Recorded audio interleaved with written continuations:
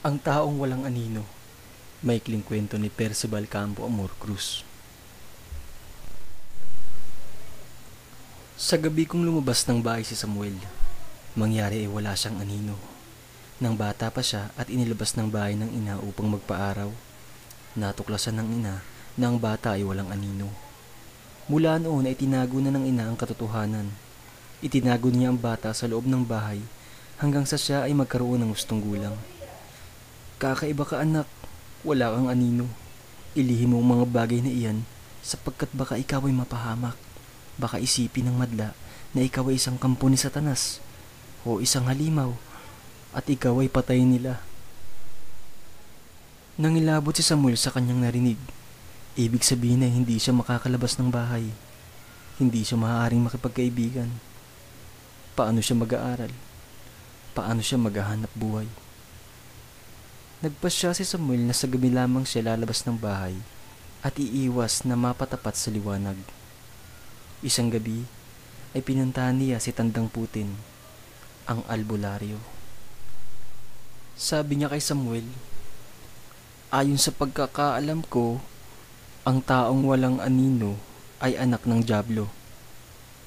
Sa iyong kaso, sana naman ay hindi totoo. Panginoon ko, kaawaan ka niya. Mula sa durungawan ay malimit na sinisilip ni Samuel ang mga taong nagdaraan sa kalye sa harapan ng kanilang bahay. Matayaga na yung inaabangan na magdaan ni Rosana, ang magandang dalagang bukid na sa tuwing dadaan ay tila nahihibang sa paghanga si Samuel. Kailangan kong makausap si Rosana. Kailangan malaman niya ang damdaming nakukulong sa aking puso. Marahil ay pakikinggan niya ang aking pagtatapat. Wika ni Samuel sa kanyang sarili. Ngunit kasabay ng matinding paghanga at pagkakaroon ng damdaming panlalaki, nangingibabaw din ang pagkabahala. Paano ko bubuhay ng babaeng tatanggap sa aking pagsinta? Kung ako'y bilanggo sa loob ng bahay, kung ako'y bilanggo ng isang malaging nalihim, paano ko malaman niya o ng buong bayan na ako ay isang halimaw? Sa katotohanan ay napakabuting tao ni Samuel. Sa halip na pumasok sa eskwela, ay binabasa niya sa bahay ang mga aklat na inuwi ng ina. Lumawak ang kanyang dunong at tumalas ang kanyang pag-iisip sa pamamagitan ng mga librong nababasa at sa pakikinig sa radyo. Sa kabaliktaran ng turing ng albularyo, na ang katulad niya ay maaaring anak ng dyablo, si Samuel ay palabasan ng Biblia. Nagkaroon siya ng marubdog na paniniwala at pagtitiwala sa Diyos. Araw-araw, gabi-gabi ay sinusuyod niya ang Biblia, ang Quran, ang mga aklat upang makatuklas ng paliwanag o kalutasan sa kanyang pambihirang kalagayan. Natuklasan niya sa kanyang pagtatanong at pananaliksik na sa kultura ng Pilipino, ang taong walang anino ay taong walang karangalan, taong walang nagawang mahalaga para sa kapwa. Mula sa Biblia at Quran ay napag-alaman niya na ang demonyo ay sa kadiliman kumikilos at nang hindi makita o mahalata ang kanyang mga masasamang gawain at hangarin, kung kaya't ang demonyo ay walang anino. Salmo 91 verse 1. Ang Panginoon ay may anino. Ang kanyang kamay ay may anino. Ang kanyang bagwis ay may anino. At hindi siya nagbabago katulad ng paiba-ibang anino. Ayon sa Quran, isa sa mga nilikha ng Diyos ay si Satanas. Makikita sa tao na ang pagiging makalupa ay nananaig. At kay Satanas ay ang katangiang makaapoy ang nananaig. Ang pagkakaroon ng labis na init. Kapag hinukay ang libingan ng tao, ilang taon pagkamatay niya, makikita ang pagiging lupa at ang labi ng kalikasan ay nawala na. Si Satanas ay may pambihirang nag-aapoy na liwanag, kung kaya't wala siyang anino at hindi maaaring makita sa pamamagitan ng mata. Minsan naman ay natunghayan niya ang kwento ni Hans Christian Andersen, Isinasaad sa kwento na ang anino ng isang matalino at mayamang lalaki ay humiwalay sa kanyang katawan. Makalipas ang mahabang panahon, ang anino ay bumalik na katulad na ng isang tunay na tao. Naging magkaribal sila sa panliligo sa isang magandang prinsesa. Pahayag ng anino, "Magpapaubaya ako na mapasayo ang prinsesa. Ngunit magpapalit tayo ng katayuan. Ako ang magiging amo at ikaw ang magiging anino." Ang ikinabubuhay ni Aling Marta, ina ni Samuel, ay ang panghula gamit ang baraha. Kung siya ay sadyang may galing sa panghula o nagpapanggap lamang ay hindi malinaw. Doon siya nanguhula sa malaking plaza sa syudad, sa harap ng isang dinadayong simbahan na nakilala bilang sentro ng mga manghuhula. Doon nagbibigay ng hula at payo si Aling Marta na kabilang sa malaking pangkat na mga manghuhula na gumagamit ng baraha o di kaya ay bolang kristal. Parokyano nila ang mga taong may agam-agam tungkol sa kanilang hinaharap. Hiwalay sa asawa si Aling Marta. Maaga siyang napakasal sa isang dating kapitbahay. 25 taong gulang siya nang magpakasal. 2 taon lamang nagsama ang mag-asawa. Paniniwala ng lalaki ay may sira sa ulo si Aling Marta. Hindi nagkaanak si Aling Marta at dahil niya iniwan ng asawa ay mahabang panahon siyang nag-iisa. Isang araw ay naisipan niyang ibig niyang magkaroon ng anak. Ayaw na niyang mangulila sa buhay at dumating nga si Samuel. Mula sa pagkasanggol hanggang si Samuel ay magkaisip, ibinuo sa kanya ni Aling Marta ang bukod tanging pag-aaruga, pag-aalaga at pagmamahal. Ayaw na niyang mangulila pang muli. Si Samuel ang tanging ligaya at liwanag ng kanyang buhay. Hindi maaaring iwanan siya ni Samuel sapagkat iyon ang kanyang ikamamatay. Isang araw, may natagpuan ng mga naglalakad sa kalye na isang katawan.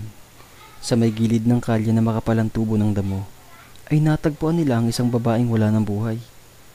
At sa hinuha nila, ay hinalay muna bago pinatay at hinuhulog ang katawan doon sa may kung saan siya natagpuan.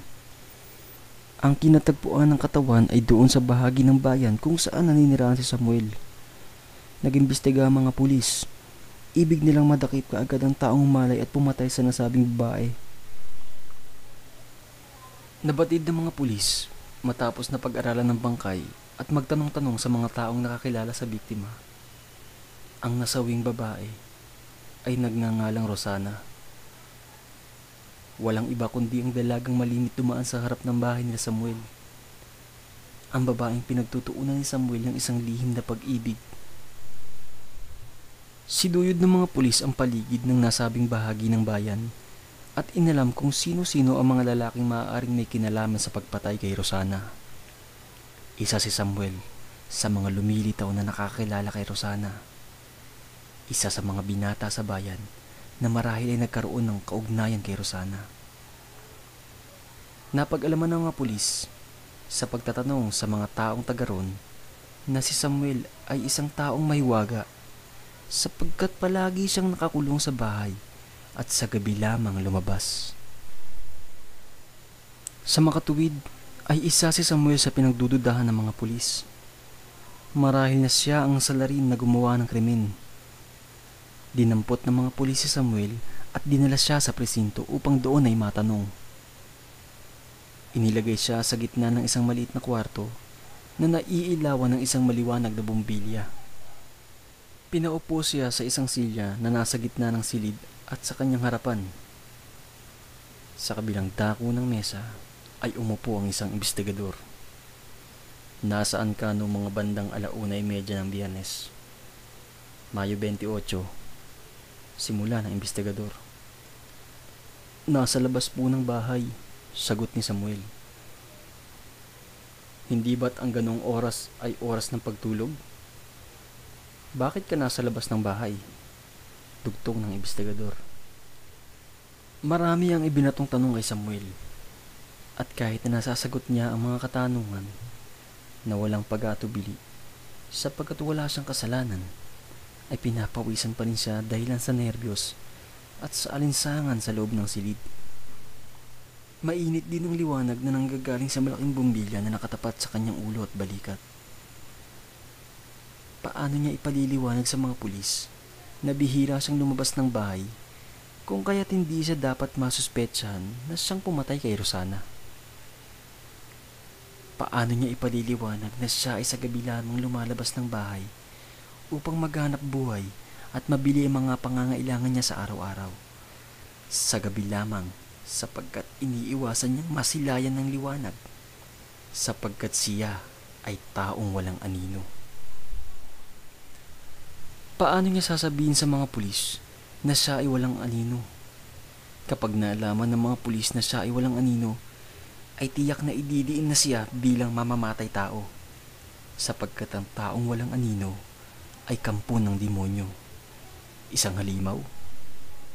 Malapit nang masira ang loob ni Samuel at iniisip na niyang ipaliwanag ang kanyang di pagkakaroon ng anino nang mapansin niya na sa mesa, sanhi ng liwanag na nanggagaling sa bombilya, ay may isang maitim na anino na ang hugis ay kawangis ng kanyang ulo at balikat. Iginalaw niya ang kanyang ulo at ang anino ay gumalaw din. Itinaas niya at ibinagayway ang kamay at ang anino ay ganun din ang ginawa.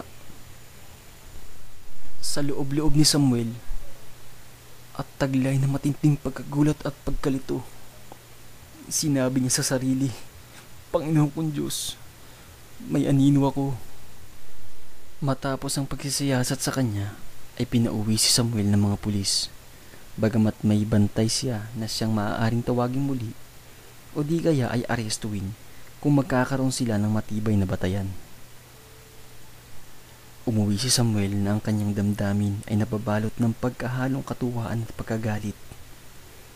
Natutuwa siya sapagkat siya pala ay may anino, ngunit nagagalit din siya sapagkat pinaniwala siya ng ina na siya ay walang anino, kahit na iyon ay isang malaking kasinungalingan.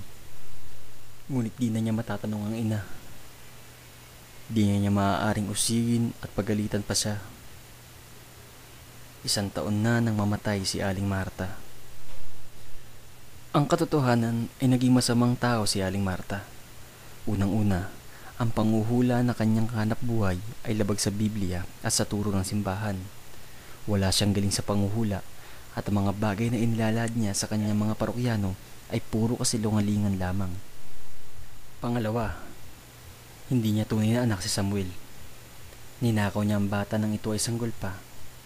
May isang ina na napabayaan ng sanggol sumandali habang nagpapahula sa plaza ng mga manghuhula. Dinukot ni Aling Marta ang sanggol at itinago sa kanyang bahay. Maitim ang puso ni Aling Marta. Isang tao siyang pangsarili lamang ang iniisip. Kinailangan niya ng kasama sa buhay. Iniwan siya ng kanyang asawa sa paniniwalang siya ay baliw. Tiniyak niya na si Samuel ay hindi siya iiwan magpakailanman. Pinaniwala niya si Samuel na siya, si Samuel, ay taong walang anino.